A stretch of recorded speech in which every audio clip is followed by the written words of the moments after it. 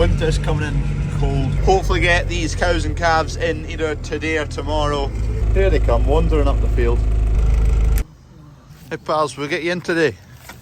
I think so. There's a bit of fiddling about to do, but hopefully by the end of the day, these cows and calves will be inside. Don't forget, please like the video and subscribe if you're not already. There's also a wee bell you can click if you want notifications when the video goes up. Clearing up this pile of feed, so I'll put as much as I can of that into this trailer.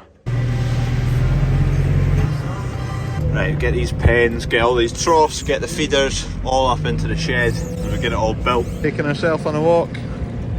Come on. So I made these big muckle gates out of a centre passage we took out. They're absolute brutes of a thing. They're far too big. They weigh a ton. They obviously don't fit in the doorways sideways.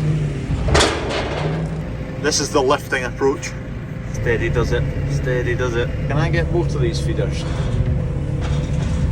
Oh yes. Swinging a wee bit, but not going too far. Don't think I'll be driving down the road with them. I was convinced there was one of these with a broken leg, but all these legs seem fine. Maybe there's one slightly shorter. We'll find out when we put them on the flat. They get a fair swing on if they want to. I don't want to drop this and take a big gouge out the floor. So I've just absolutely decked it on this pallet, which is slippy as anything. That's where my knee landed. Ooh, just sore one. Lost the dog again. Here she comes, holding her lead in her mouth.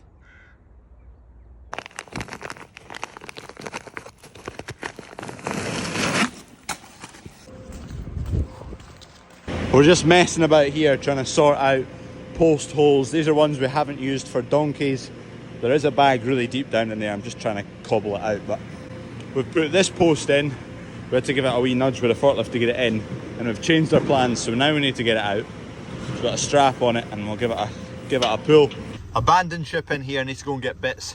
I need hinge eyelets, what do you call them? The holes for the hinge pin bobber thingamajiggers. Here we are. Big extension on the front here. Right, I've got what I'm needing. 4 eyelets, although these are beefy as anything. I might actually just put the bandsaw through them and cut them into 2, because what they're getting welded onto isn't very beefy, so there's no point overkill with these, and you'll get 8 out of 4. These 2 will go on an I-beam over there so they can be beefy. These 2 I'll tack on here so I can put them in the bandsaw.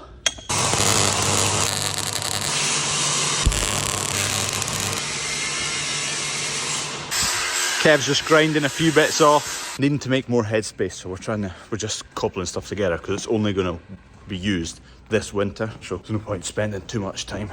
Anyway, I very roughly tacked them onto there so I can clamp it in here, chop it. Right. That's why I tacked it, so I could clamp it in the vice part of the bandsaw here. Also this Agri 90, almost 90-ish, somewhere in that degree. It's just to keep the blade somewhat square. I'll leave that be, take a wee bit of cutting that. But there's no point putting this huge beefy thing, we're welding it onto stock this size, so it's a waste of a good hinge. So we may as well cut it in 2 and we'll get 2 out of it. There you go, that's a bit better. Just need to grind those wee bits of weld off.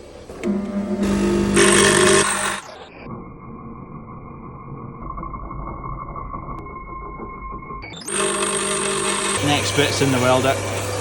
In the choppy thing. One eyelet, a bit thinner than the last one. 1/2 inch minus half the thickness of the blade.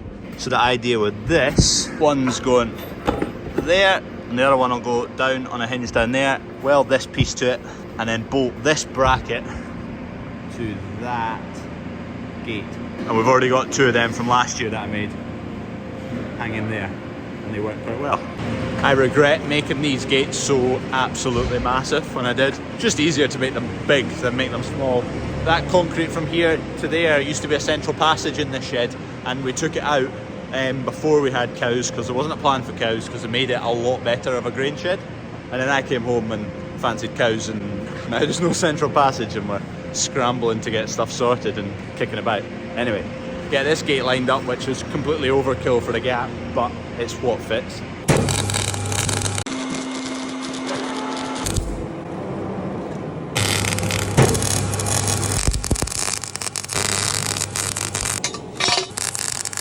There's one aggressively welded up, nice rainbow colours. So bolt that over to that gate over there. One more to weld. This bad boy will go on, hopefully. Come on. There you go. That goes on there with this gate bolted to it. I just need to get the bolt holes lined up. Holes marked. 1, 2. Bracket number 2 chopped. Just need to leather this with a hammer. Get that off, grind the tacks off, job done. Engage safety goggles.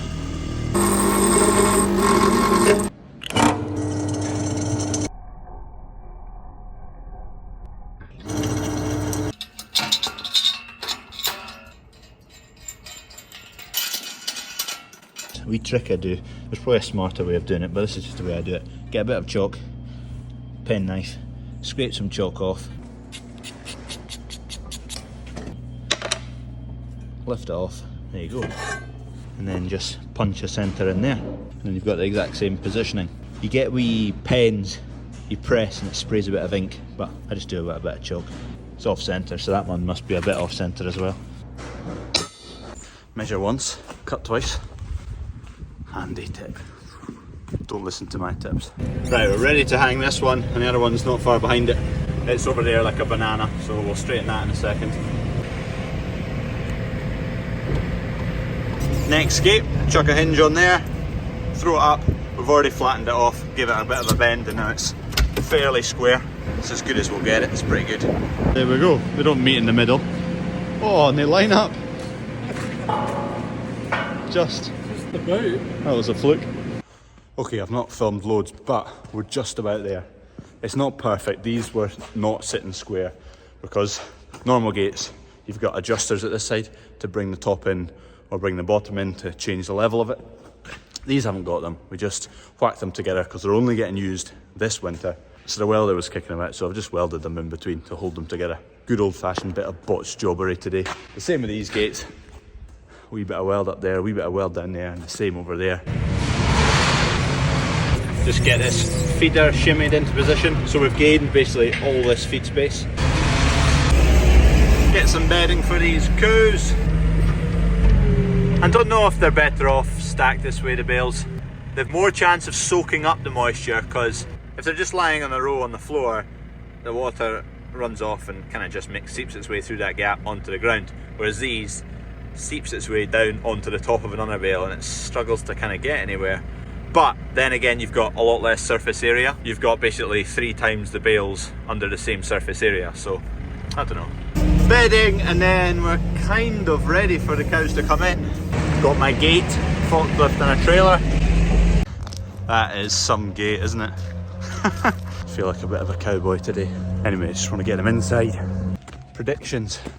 There's the gate number 2. Anyway, predictions. When I open that gate, do all the cows come in? I hope so. They've not had any food today, so I'm praying they just think, oh, we'll go inside. Some last minute touches. I'm just rolling out these bales. I'm out of practice of rolling out bales anyway. I'm huffing and puffing and I'm sweating. Straw, done. Predictions, will they come in themselves? Come on in. Go on. Go on. Adventuring in. I'm just going to plonk you down somewhere right in front of the wheelbarrow. Go on.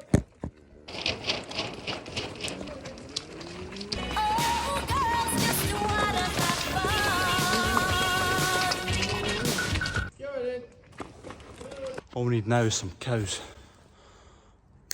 We've got coos. Happy days. Just like that, they made it look easy. My feet are a bit scruffy, but I'll tidy up now. We can now make a start to the ammonia wheat straw here. Whenever I'm speaking about the ammonia wheat straw, I get a lot of questions. I did make a video, search ammonia wheat straw. It's one of my videos a while back. I'll put the number of the video down here, number whatever, 200 and something or 100 and something, explaining the ammonia wheat straw, why we do it, the pros, the cons.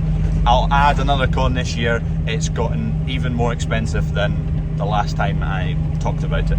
if you can't be bothered looking for that, here's a quick rundown. Wheat straw, baled, ideally a wee bit damp, wrapped, injected with ammonia, which is really flipping expensive right now. A lot more expensive than it was last year, that's a big downside, but we grow a lot of wheat, so we've got an abundance of wheat straw, so it kind of suits us. You'd have to compare getting rid of a field of wheat and putting in a field of grass and doing silage. That's one thing we need to do, is sit down and actually work it out, but this suits us. We grow a lot of wheat. The ammonia breaks down the wheat straw, so it's more digestible by the cows. The wheat straw is the equivalent of medium to low quality silage. They need a straw balancer mineral on top of that I think it's the selenium they're lacking from this that they would get from silage. Another positive, it doesn't go off. After 2 weeks of it being injected, it's then done, the chemical process is complete, so you can pierce it, you can rip it open, you can rip all the sheets off, do what you want, it doesn't go off, which is a good thing. One, so you can pierce it and shift it, no bother, or if crows peck it, doesn't matter. Two, you can fill feeders right to the brim, the bottom of it doesn't go off and the cows eat it right to the floor. The cows like it, they do prefer silage. If you've got a feeder of each, they'll finish the silage first. Any other pros and cons I can think of off the top of my head?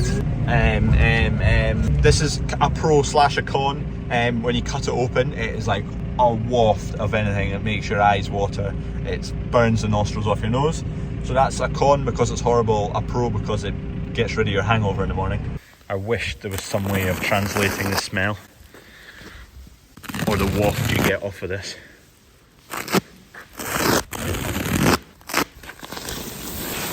I've remembered another positive. Well, it burns my eyes off. The bedding is so much drier, and when they're putting that straw through the system rather than silage kind of comes firing out the back end, and it's a lot more watery, and you quite often end up with squelchy bedding and water running out the front. But on that, bone dry. Not bone dry, but it is like night and day. Lovely. I've got 1/2 bag of super suckler minerals left, so before I switch the minerals over to a different compound, we'll finish this bag off. This is super suckler, so a lot of guys who are feeding silage, I'll be feeding super suckler minerals. What super suckler lacks is selenium, because silage provides a lot of selenium, whereas this straw needs selenium. Another negative I've thought of, or we've had to consider when we're thinking about a new shed and looking at plans, because it's straw and it's light, can't really feed it outside if it's a windy area, because it blows it all and makes a mess, whereas silage is quite heavy and dense, it doesn't blow away.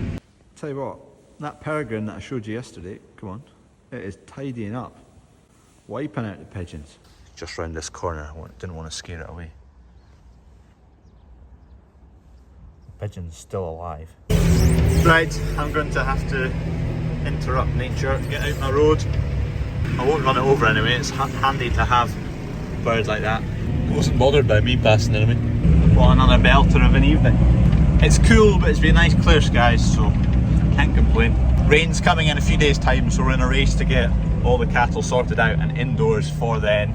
Also, I'm away next week, so Dad wants them done before then as well. The war continues, the pigeon is walking off with war wounds and the peregrine's still don't know what it's doing. Excuse me, has it got an injury? No, pal. I don't know what's happened. It looks like its wing's a bit floppy there. I think it's injured. No. There it goes. I was just tired. And they're all settling in. Condition wise, they're just exactly where I want them at calving time, so I feel like it'd be a wee bit easier if they were a bit skinny, you know, just to feed them a bit more. Or if they're a bit chunky, you feed them a bit less, but they're all kind of bang on and you don't know exactly how much to feed them. They're a wee bit scruffy down the bottom, but give it a couple of days once they're in about this nice fresh bedding. They clean up and they look lovely. Also, my GoPro is completely fried now. The screen doesn't work at all. Good night, cows. Thanks for watching. If you've not already liked the video, please go and like the video, a wee thumbs up. Also subscribe if you're not already. We'll see you tomorrow.